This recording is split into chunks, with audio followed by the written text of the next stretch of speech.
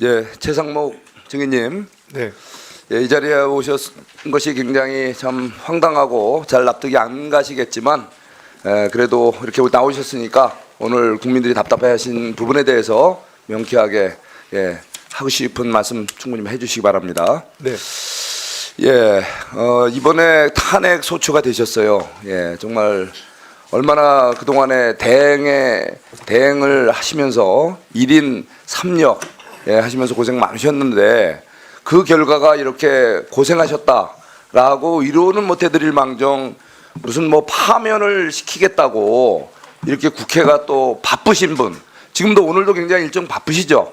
최근에 현안이 너무나 많지 않습니까? 국내 현안이. 이렇게 바쁘신 분을 이 자리에 불러서 또 뭐 청문회까지 또 하겠대요.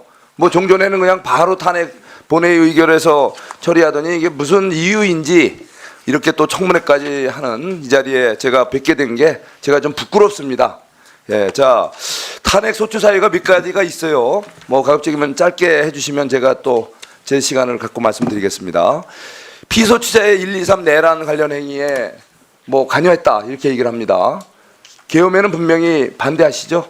네, 그렇습니다. 예, 또 이거는 아직 내란이라고 아직 확정되거나 이 재판 과정에서 이게 결정된 게 아직 없습니다. 그런데 이것을 마치 뭐 내란 관련 행위에 뭔가 관여했다 이렇게 얘기를 합니다. 그리고 탄핵 소추 사유라고 그래요. 요거에 대해서 간단한 입장 좀 말씀해 주시죠. 네, 그 당시 계엄에 대해서는 분명히 반대를 했고요. 그 말씀 주신 그 문건과 관련된 부분은 그 당시 제가 그 자리에서 뭐 확인을 당연히 못했고요, 내용을. 그 다음에 그걸 전달한 직원은 그 담당 직원도 아닙니다. 그래서 제가 그 가지고 있으라고 했고, 저희가 회의가 다 끝 후에 저희가 내용을 약간 봤기 때문에 그러면 계엄에 대해서는 우리가 협조하지 않고 반대한 계엄이고, 제가 사의를 사기로 했기 때문에 그 부분에 대해서는 저희가 그 무시하기로 했던 그런 사항은 여러 번 제가 답변을 드렸습니다. 그리고 저희가 그날 F4A를 했었는데 거기에 대해서 많은 분들이 자꾸 그 지적을 해주시는데, F4A는 금융시장이나 외환시장이 그때 열려 있기 때문에 제가 금융시장 안정을 위해서 한 것이고, 그 만약에 북이 도발을 했을 때도 저희는 F4A를 할 수밖에 없습니다. 그게 북의 도발을 저희가 무슨 뭐 도와주려고 하는 건 아니지 않겠습니까? 그렇게 의원님들께서 이해를 해주시기 부탁드립니다. 예. 그리고 뭐 또 기타 탄핵 소추 사유로 헌법재판관 마은혁 후보자 임명 안 했다. 마용주 대법관 후보자 임명 안 했다. 내란 상설특검명을 절차를 불이행했다. 뭐 이런 사유를 대고 있는데, 그거는 인사권자로서 충분히 그 이런 재량 범위 내에서 검토가 필요한 부분, 여러 가지 고민 사유가 있어서 그랬던 거죠. 네, 짧게 간략히 말씀을 네. 드리면은요, 그 제가 대행이 되는 순간 내부에서는 그 대통령 국무총리가 모두 직무 정지 중이기 때문에 권한대행이 헌법재판관을 임명하는 거는 상당히 제한적으로 행사해야 된다. 그리고 그렇기 때문에 여야 합의의 관행을 따라야 된다. 뭐 이렇게 저희 전임 대행께서 말씀을 하셨고요. 그래서 그 원칙을 따라야 되는데 당시에 헌법 절차가 진행이 돼야 된다라는 생각으로 일단은 여야 합의가 확인된 두 분에 대해서 제가 임명을 한 것입니다. 그래서 헌재 절차는 계속 진행이 됐고요.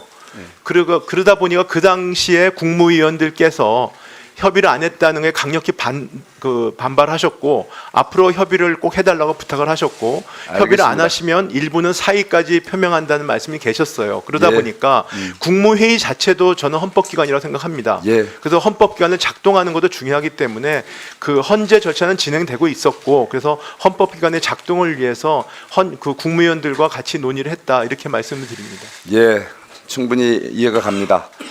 자, 저는 우리 최상목 중인의 이런 답변도 있었지만 이번 우리 법사위, 대한민국 22대 국회 법사위에서 윤석열 정부를 흔들고 결국은 이렇게 윤석열 정부의 파국이 오기까지 얼마나 이 많은 그 국회 비상수단을 동원했는지 정말 생각하면 기가 막힙니다.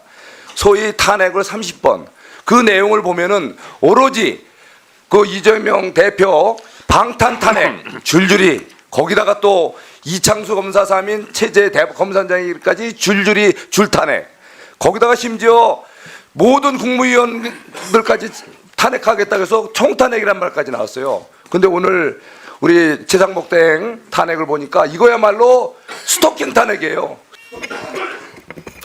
네, 발언을 마쳐주시기 바랍니다. 발언이 끝났습니다.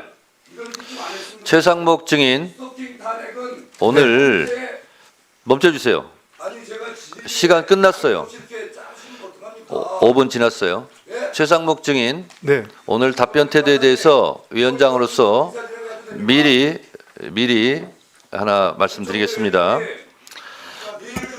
이 계엄 문건 있지 않습니까? 네. 네. 아니 질의 중에 뭐 하시는 겁니까? 계엄 문건에 보면 예비비를 조속한 시일 내에 충분히 확보하여 보고할 것 이렇게 돼 있어요.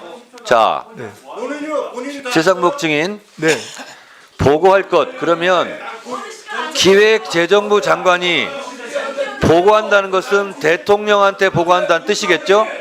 즉각 네? 중단하세요. 그렇죠? 질서불란하게 즉각 중단하세요.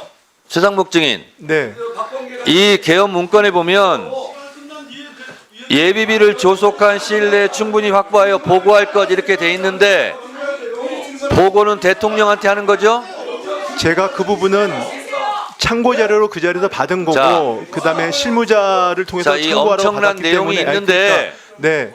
제가 그래서 문제 제가 삼고자 하는 그 부분을 것은 추정하기는 어렵습니다. 약간 받기 때문에 이렇게 얘기했어요. 네, 네, 그렇습니다. 그 이런 자리에서 추상적인 본게 답변하지 아니고요. 않기 바랍니다. 저 위원장이 그 봤으면 자리에서 받고 본게 아닙니다. 안 봤으면 안 본 거지 약간 봤다는 게 어딨어요. 아니요, 그 자리에서 본 게 아니고 1시 50분경에 발언을 봤다는 말씀을 드린 앞으로 겁니다. 정확하게 해주시기 네, 바랍니다. 알겠습니다. 김영환 의원님 질의해 주세요.